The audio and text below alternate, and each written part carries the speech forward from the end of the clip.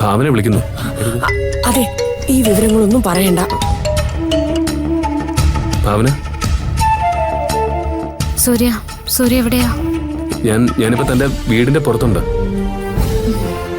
എന്താ സൂര്യ ആരെയും വിളിച്ചിട്ട് കിട്ടാത്ത? എന്റെ ഫോൺ ആരോ സൈലന്റിലാക്കിയിരിക്കുന്നു. കുറച്ചു മുമ്പ് സേതുവേട്ടൻ എന്നെ വിളിച്ചിരിക്കുന്നു. അത് ഞാൻ പറഞ്ഞിട്ട് സേതുവേട്ടൻ വിളിച്ചതാ.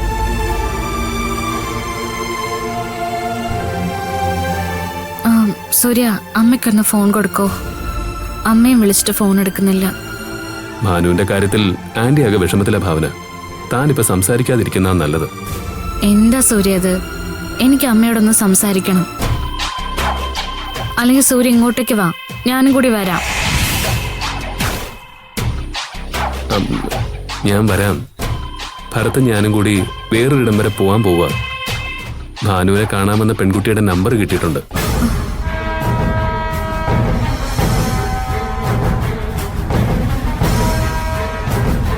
അല്ല, മാനസിക സുഖമില്ലെന്നറിഞ്ഞു. ഇപ്പൊ എങ്ങനെയുണ്ട്?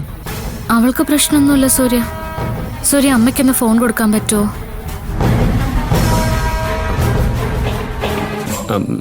ഞാൻ തന്റെ വല്യമ്മയ്ക്ക് ഫോൺ കൊടുക്കാം.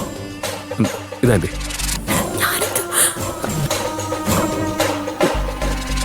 മോളെ. എന്താ വല്യമ്മേ, ആരെയും വിളിച്ചിട്ട് കിട്ടുന്നില്ലല്ലോ. അത് പിന്നെ ആർക്കെങ്കിലും ഫോൺ എടുക്കാൻ തോന്നണ്ടേ മോളെ?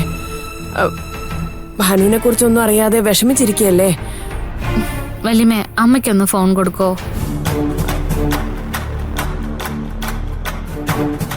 ഇപ്പോ ഗായത്രിയോടൊന്നും സംസാരിക്കണ്ട മോളെ. പാവം കരഞ്ഞു കരഞ്ഞ് തളർന്നുറങ്ങുക. ഇപ്പം വിളിച്ച് ബുദ്ധിമുട്ടിക്കണ്ട.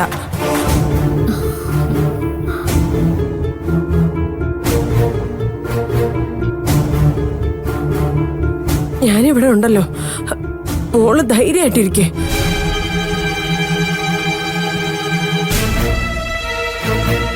ദേ, മോള് ആരോഗ്യം ശ്രദ്ധിക്കേണ്ട സമയം ഇത്. അത് മറക്കണ്ട.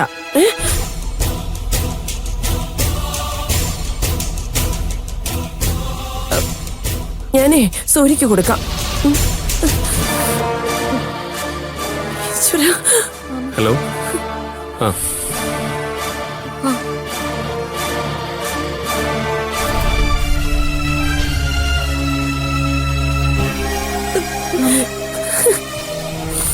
പാവം, എന്തൊക്കെ കള്ളോ ഞാൻ അവളോട് പറഞ്ഞത്.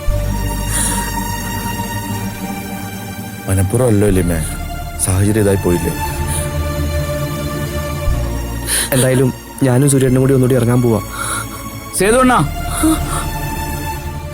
ഇവിടെ ഉണ്ടായിരുന്നോ? ഞാൻ അമ്പലത്തിൽ പോയി നോക്കിയിട്ടാ വരുന്നത്. ഞാൻ സൂര്യയുടെ വീട്ടിൽ പോയി അതൊഴുകി പോന്നു. രമേശേട്ടാ, രമേശേട്ടനും സേതുവേട്ടനും കൂടി അമ്മ പോകാൻ സാധ്യതയുള്ള ഇടങ്ങളിലൊക്കെ ഒന്ന് പോയി അന്വേഷിക്കും. ഞാനും സൂര്യേട്ടനും കൂടി വേറെ പോയി നോക്കാം.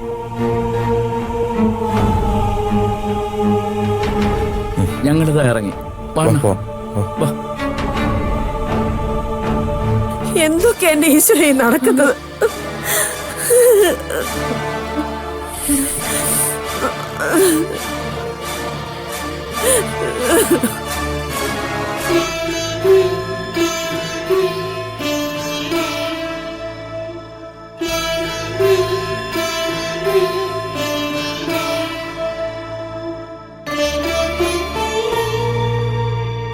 അച്ഛാ, ഭാനുവിനും അമ്മയ്ക്കും ഒന്നും സംഭവിക്കില്ലേ അച്ഛാ? ഞങ്ങളെ കണ്ണീരിലാക്കല്ലേ അച്ഛാ?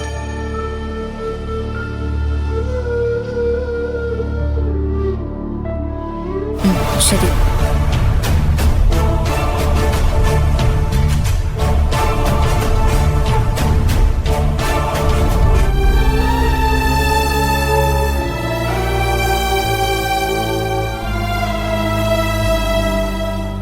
പാവം,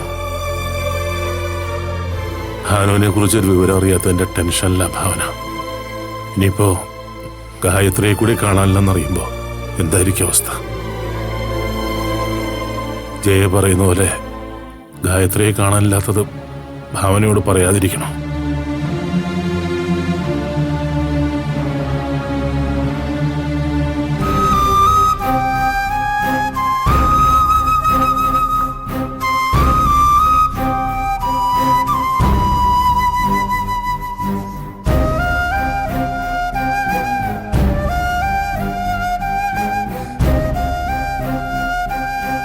ആരും പറയാതിരുന്നിട്ട് പെട്ടെന്ന് ആരെങ്കിലും ഭാവനയെ വിളിച്ചു പറഞ്ഞാൽ അത് ഭാവനയ്ക്ക് ഷോക്കാവില്ലേ?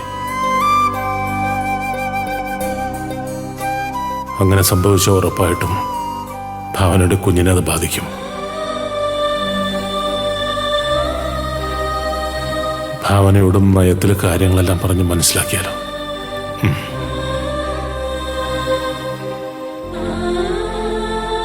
അതെ, അത് തന്നെയാ നല്ലത്. അല്ലാതെ ജയ പറയുന്നത് പോലെ ചെയ്തത് മണ്ടത്തര. ഭാവനയോട് സത്യം പറയാം.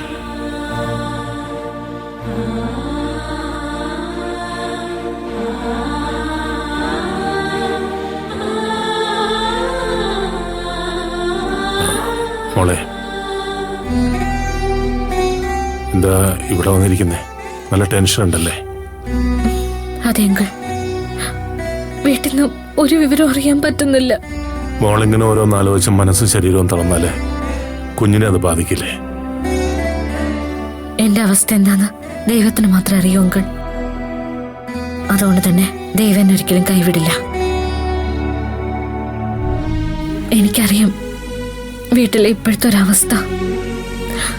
അമ്മ ഇനി കരഞ്ഞു കരഞ്ഞൊന്നും വരുത്തി വെക്കാതിരുന്നാൽ മതിയായിരുന്നു. മോള് വിഷമിക്കാതെ, എല്ലാത്തിനും സമാധാനം ഉണ്ടാവും. എനിക്ക് തോന്നുന്നില്ല അങ്കിൾ. അമ്മയോടെങ്കിലും സംസാരിക്കാതെ എനിക്ക് പറ്റുന്നില്ല അങ്കിള്. എന്തു പറഞ്ഞാ മോളെ സമാധാനിപ്പിക്കേണ്ടെന്ന് എനിക്കറിയില്ല. മോള് വിചാരിക്കുന്ന പോലെയൊന്നുമല്ല കാര്യങ്ങള്. ഗായത്രി, ദേവേട്ടാ,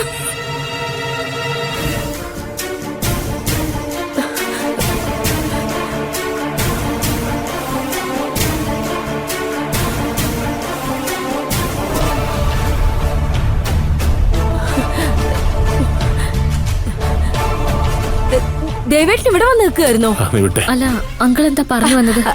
അമ്മ ദേവേട്ടൻ ഇങ്ങോട്ട് മാറിയെന്നേ. പാവം ഗായത്രിയുടെ മാനസികാവസ്ഥയെ കുറിച്ചായിരിക്കും. അല്ല, അല്ല ദേവേട്ടാ, മോളെ ഞാൻ കുറച്ചു മുമ്പും ദേവേട്ടൻ എന്നോട് ഇത് പറഞ്ഞേ ഉള്ളൂ.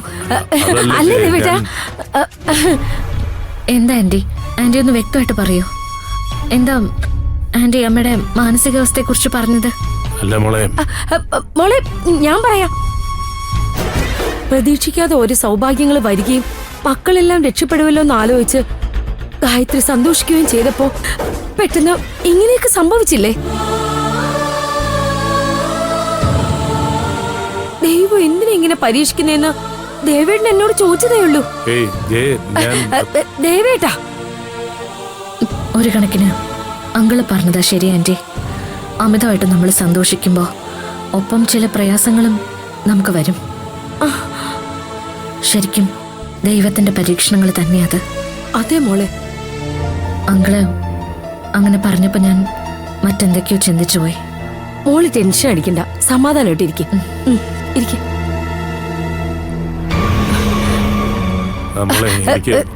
ദേവേട്ടാ, ഇങ്ങ് പോര്. അവളെ ശല്യം ചെയ്യണ്ട. വാ.